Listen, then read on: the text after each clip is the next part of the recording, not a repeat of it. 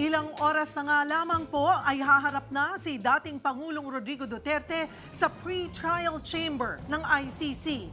Bago yan, nadismaya si dating Executive Secretary Salvador Medialdea nang hindi niya makita ang dating Pangulo sa detention facility. Pero may paglilinaw dyan ng ICC at live mula sa The Hague, Netherlands. Nasa frontline balitang yan si Gretchen Ho.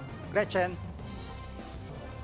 Magandang gabi sa inyo, Cheryl, Julius, Jiggy. Magandang umaga mula dito sa tapat ng International Criminal Court sa The Hague, sa Netherlands. Kaaalis lamang ng Vice President, Vice President Sara Duterte kasama si Attorney Harry Roque at Senator Robin Padilla mula rito at kanina pa nila tinatrabaho na makapasok sa loob para mabisita ang dating Pangulo. Pero bago yan ay kagabi, nakita rin natin si Executive Secretary Salvador Medialdea na sinusubukang makapasok sa ICC detention unit. Yun nga lang, sinabihan daw siya na walang Rodrigo Duterte sa loob.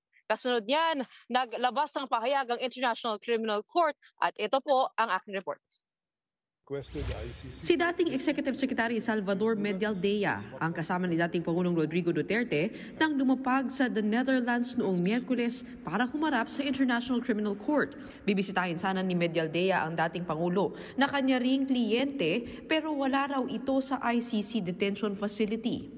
Telling me that there is no Rodrigo R. Duterte inside this facility. We are at a loss of this time and lokohan na to. I think this is part of their grand plan, no? To kidnap the president, to extract the president from the Philippines and brought to a jet without known destination. Ayon kay Medialdea, nagkahiwalay sila ni Duterte nang dalhin ang dating Pangulo sa ospital na hindi rin daw sinabi sa kanila kung saan. We don't know where he is right now.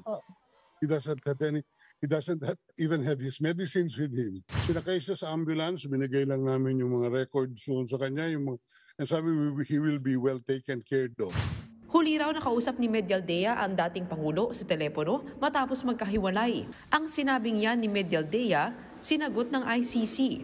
Ayon kay ICC spokesperson Fadi El Abdallah, nasa kustodiya nila si Duterte at nasa detention center sa Scheveningen. Dinala raw doon ang dating Pangulo matapos ang medical check-up. Paglilinaw ng ICC, standard practice nilang pangalagaan ang kalusugan at kapakanan ng sospek na dumarating.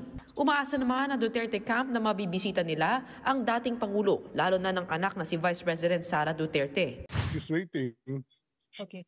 And I would assume the president would want to see one of the members of this committee. Sa pahayag ng Philippine Embassy sa Netherlands, tinawagan daw sila ng isang ICC detention officer dahil gusto silang makausap ni dating Pangulong Duterte. Ipinarating daw ng dating Pangulo sa embahada na binigyan siya ng medical assistance at nasa maayos na kalagayan. Gusto raw ni Duterte na mabisita siya ng consular officials ng Pilipinas. Humingi rin siya ng tulong para sa request na mabisita ng kanyang mga abogado at pamilya. Cheryl, Jiggy, Julius, kanina nga nadatnan natin dito si Vice President Sara Duterte, Attorney Harry Roque at Senator Robin Padilla napapasok sa building ng ICC at sinusubukan nilang makapasok. Ang kwento nila ay yun na nga, no, maraming serye ng mga email ang kailangan daanan para makakuha ng mga approvals para mabisita ang dating Pangulo. Pagdating naman kay Executive Secretary Salvador Medialdea, tinanong natin kay Attorney Harry Roque kung nasaan siya at ang sabi niya ay nandoon sa loob ng ICC detention unit.